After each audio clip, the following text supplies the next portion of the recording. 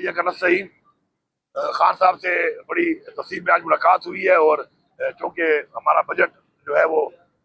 आने वाला है, तो उस हवाले से जो हमने पहले भी मैंने यहाँ पे बात की थी कि हमने ये डिमांड की है कि हमें बाकायदा तौर पर पूरी टीम के साथ जो है वो खान साहब को हमें, चूँकि हमारे खान साहब लीडर हैं और उनका जो विजन है और बजट में आज के हालात के मुताबिक किस तरीके से बजट को हमने लाना है, उसमें क्या क्या चीज़ें हमने डालनी है, तो उस हवाले से हमारी जो माशी टीम की हमारी एक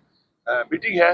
उसका हमने कहा हुआ है। उन्होंने हमें कहा है कि उसके ऊपर हमारी वो मीटिंग बजट से पहले करवाएंगे, और अगर ये नहीं कराते वो मीटिंग तो इस मैंने पहले इनको ये पैगाम दिया हुआ है और खान साहब को मैंने बताया है, तो फिर हम अपना एक लाएमल इख्तियार करेंगे, क्योंकि ये बड़ी ज्यादती है। एक पार्टी का लीडर एक तो नाहक जेल में है और उस पार्टी की एक हुकूमत है और वाहिद हुकूमत है जो फॉर्म 45 की है, और उसके ऊपर हमें ये इजाज़त नहीं दी जा रही कि हम उनके साथ बैठ के तफसीलन एक बात करें और पूरा एक साल या आगे का पूरा इसमें ऐसी स्कीम भी है कि जो लंबे लॉन्ग टेन्योर की स्कीमें हैं उसके अंदर उनको बताया ना जाए प्रॉपर तरीके से कि क्या क्या हम करने जा रहे हैं, और वो हमें इनपुट ना दें अपना कि क्या क्या करना चाहिए। तो कुछ तो मैंने उनको ब्रीफ किया, उसमें हमारी कुछ चीज़ें बड़ी क्लियर हैं। खान साहब ने हमेशा ये बात की कि जो फंड्स हैं उनको जो है वो बेसिकली ह्यूमन डेवलपमेंट में लगाया जाए, और इस हमारा बजट में फोकस भी यही था। खान साहब ने पहले बताया था, मैंने ब्रीफ किया कि अब क्या क्या कर रहे हैं, कुछ और भी चीज़ें बताई उन्होंने, मजीद भी उनसे इसमें मीटिंग होगी। लेकिन एक चीज़ बड़ी क्लियर है कि हमने ह्यूमन डेवलपमेंट में काम करना है, हमने ऊपर लेके आना है लोगों को, और स्पेशली जो वो इलाके पीछे रह गए हैं उनको भी बराबरी की बुनियाद पे साथ खड़ा करना है। इसके अलावा जो हमारी जो डायरेक्ट फंड हम देते हैं मेंबर्स को, जो हमेशा से होता है यहाँ पे पॉलिटिक्स में, तो खान साहब ने हमेशा इसे बात की और पूरी कोशिश की हमेशा के ये सिस्टम थोड़ा चेंज हो। तो इस दफ़ा हमने उसको ऑलरेडी खान साहब के कहने के मुताबिक चेंज किया था। तो वो ये है कि हम डायरेक्ट फंड नहीं देंगे बल्कि हम स्कीम्स देंगे, और स्कीम्स भी हम ऐसे देंगे कि उन स्कीम्स के अंदर भी एक कमेटी बनाई जाएगी और वो कमेटी बैठ के एवेल्युएट करेगी स्कीम को कि क्या ये स्कीम फिजिबल है, कितना इससे फ़ायदा है इकोनॉमिकली, लोगों की बेहतरी के लिए, तालीम के लिहाज से, सेहत के लिहाज से, रोज़गार के लिहाज से। तो एवेल्युएशन होगी बाकायदा और वो स्कीम वो कमेटी अप्रूव करेगी, और तभी वो स्कीम होगी। ये डायरेक्ट फंड वाला जो काम है जो आज तक चल रहा है पॉलिटिक्स के अंदर, हमारे मुल्क के जो पॉलिटिक्स में एक हमारा एक हुकूमत में रिवाज बना हुआ है, वो ऑलरेडी जो खान साहब ने बताया तो उस मुताबिक मैंने बताया उनको कि हम इस तरह जा रहे हैं। तो खान साहब ने उसे मजीद बताया कि इसे मजीद भी इसी तरीके से हम ये करेंगे इंशाल्लाह। इसके अलावा एक जो निहायत ही अफसोसनाक बात इस मुल्क के अंदर, आज खान साहब की बड़ी मुश्किल से हमने एहतजाज करके पेशी लगवाई थी, और अनफॉर्चुनेटली वही ड्रामेबाजी कि आप सोचो कि प्रोसिक्यूटर आ रहा है सरकारी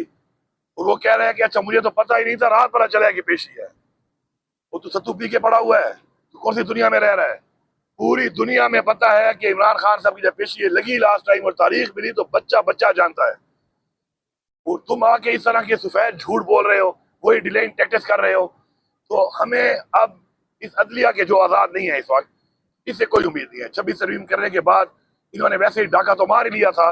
लेकिन अब ये मर्जी के वो जज लाकर, मर्जी के लोग बिठाकर, प्रेशर डलवा के इन्होंने जो ये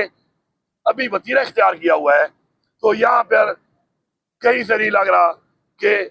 अदलिया आज़ाद होगी या आज़ाद फैसले होंगे या कानून की बालादस्ती हमें नजर आ रही है। और जो ना खान साहब जेल में है, केस कोई है नहीं, इसलिए केस को चलाते नहीं है, क्योंकि केसों में कुछ होगा नहीं तो खान साहब रिहा हो जाएंगे, तो हमें कुछ भी नजर नहीं आ रहा। और वही फिर हमारा जो रास्ता है, अपने आईनी तौर पे एक रास्ता है हमारे पास कि हम अपने एहतजाज का हक रखते हैं, और हम एक वो पॉपुलर लीडर जिसकी इस वक्त 87% यहाँ पे इस वक्त पाकिस्तान में पॉपुलैरिटी है, उसकी सपोर्ट में लोग हैं। पहले मैंडेट चोरी किया गया, अब इसी तरह ज़मीनी इलेक्शन करा के हमारे लोगों को नायल करके 100 ड्रामे बना के ये इलेक्शन करके चोरी कर रहे हैं। और ये जो वतीरा इन्होंने इख्तियार किया हुआ है, हमें एक तहरीक की तरफ जाना है और तहरीक हमने सड़कों पे करनी है, और उसके बाद हमने दुनिया में और पाकिस्तान में अपना आईनी हक जो है आईनी तरीके से एक तहरीक के जरिए हासिल करना है। तो उसके लिए भी इंशाल्लाह एक लाएमल जो है वो इंशाल्लाह हम बनाएंगे बैठ कर,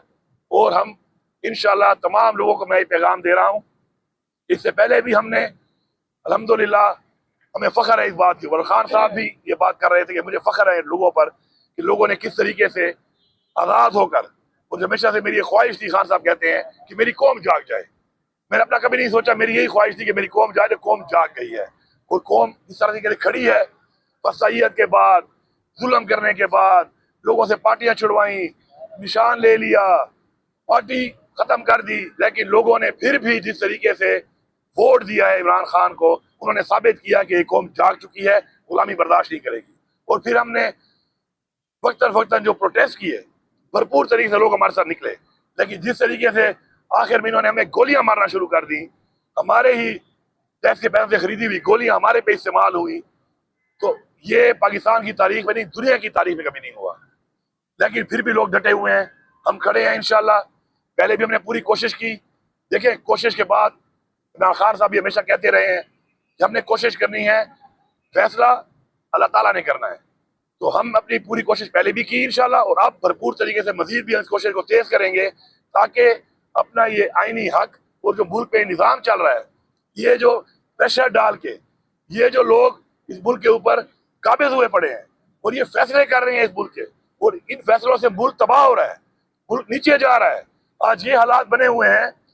کہ ہمارے ملک کے اندر، ہمارے ملک کے جو بجٹ کی شروعات ہے وہ قرضے سے ہوتی ہے. تو جو گھر قرضوں سے ہی شروعات کرے اپنے سال کی، تو وہ گھر تو پھر جو اس طرح یہ کوئی گھر کا سودا ہی کر دیں گے. اس سے پہلے انہوں نے کیا کیا، جب سے آئے ہیں انہوں نے واریاں کر کر کے اس ملک کو تباہ کر دیا ہے، اس ملک کی معیشت کو تباہ کر دیا. اتنے وسائل ہونے کے باوجود آج ہمارا ملک کہاں کھڑا ہے. اور اب تو انہوں نے قانون کا بھی کباڑا نکال دیا،